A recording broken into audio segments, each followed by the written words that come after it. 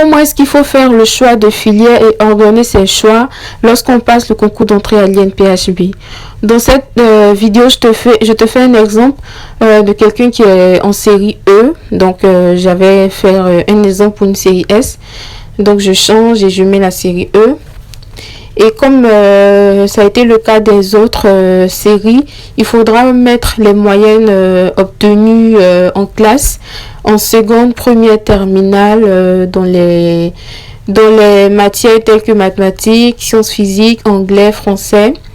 Donc, en fonction de votre série, vous aurez les matières concernées.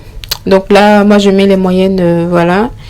Et ensuite, il faudra saisir les notes coefficientées obtenues au bac. Donc c'est bien précisé coefficienté. Une fois de plus, je vais rappeler que il faut vraiment faire attention à ne pas mettre par exemple les notes sur 20, mais si c'est un coefficient 5, du coup c'est la moyenne sur 100.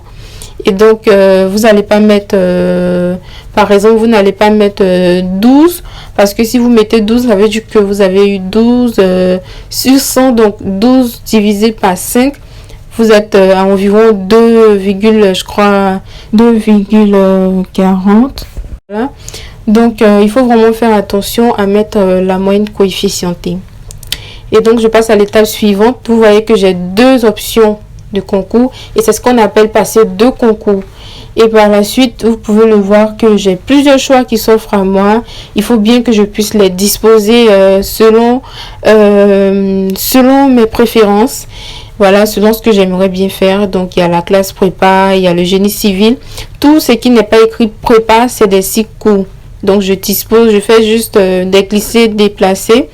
Et voilà, je les dispose comme je veux. Et par la suite, je valide.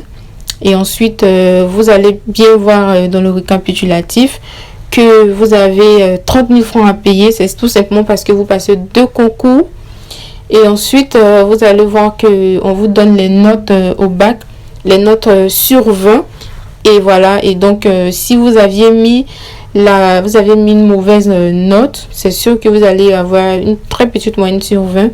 Mais comme je l'ai dit, c'est toujours possible d'aller modifier en allant dans saisie, saisir la note du bac, et vous pouvez corriger.